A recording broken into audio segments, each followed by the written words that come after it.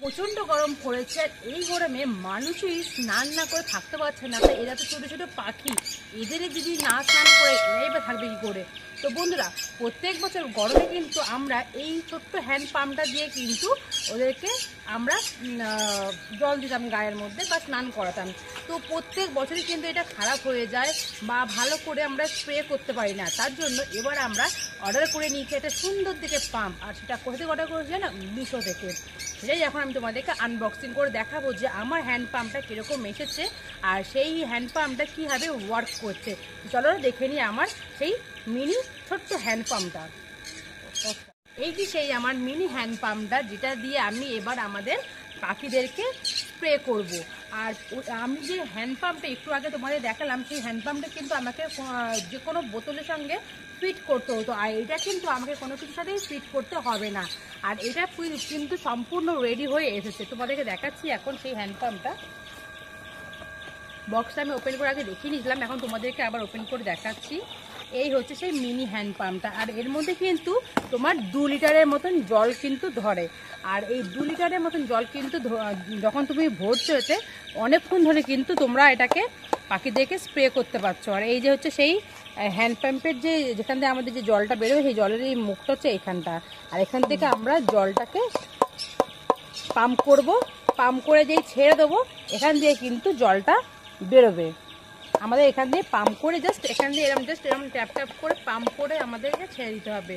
বাকিটা কিন্তু আমরা জাস্ট এরকম হ্যান্ডেল ধরবো, এরকম করলেই কিন্তু এখান থেকে জলটা বেরোবে, ঠিক ঝর্নার মতন বেরোবে।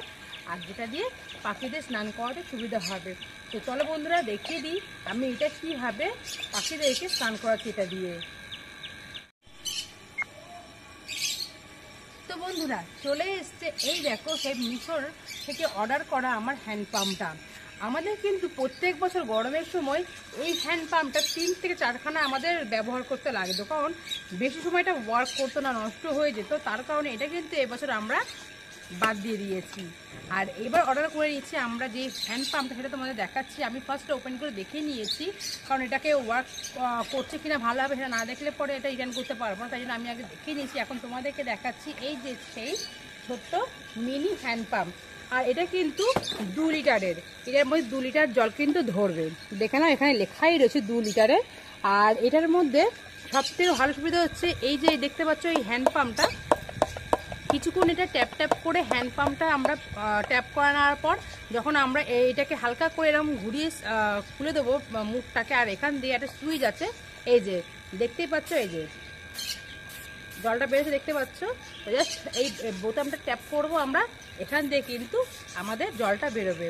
আর ঠিক ফোমের মতন জলটা বেরোয়, যার ফলে পাখিদের স্নান করাতে খুব ভালো হয়। পাখিদের যে হাঁড়িগুলো রয়েছে, হাঁড়িতে জল যায় না, পাখিদের গায়েতেই জলটা যায়, আর খুব সুন্দরভাবে স্নান করানো যায়। তো তোমরা যদি এটা পারচেস করতে চাও, অবশ্যই আমায় কিন্তু কমেন্ট করবে, আমি কিন্তু তোমাদেরকে লিঙ্ক দিয়ে দেবো যে এটা কোথা থেকে তোমরা অর্ডার করবে, কত কী দাম পড়বে। তো বন্ধুরা, তো দেখা যাক এটা দিয়ে আমরা এখন পাখিদেরকে স্নান করাবো। কীভাবে এটা ওয়ার্ক করছে সেটা তোমাদের দেখাবো, আর কীভাবে আমি স্নান করাচ্ছি সেটা তোমাদের দেখাবো।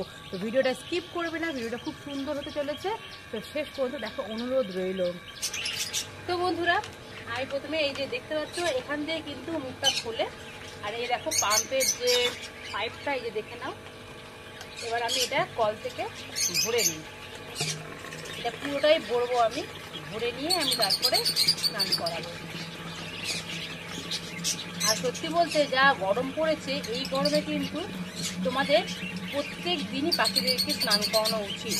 যাদের বাড়িতে ছোটো ছোটো কেস রয়েছে, তারা ডাইরেক্ট কলের নিচে গিয়ে কিন্তু পাখিদেরকে স্নান করাতে পারো। হাত কিন্তু জলটা হাতের মধ্যে দিয়ে এরকম করে যাতে ফোমের মতন পড়ে। আর যাদের বড় বড় কলোনি বা কেস আছে, তারা কিন্তু বন্ধুরা, আমার পাম্প ভরে গেছে। এবার আমি এটাকে লাগিয়ে নেব।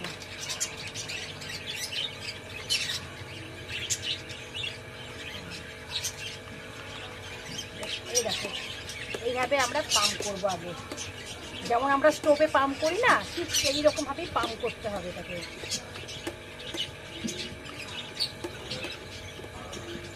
আর এই যে বোতামটা, এই দেখো দেখতে পাচ্ছ ঠিক এইরকমভাবে কিন্তু ফোমের মতন করে জলটা পড়বে। তো চলো পাখিদের কাছে নিয়ে যাই।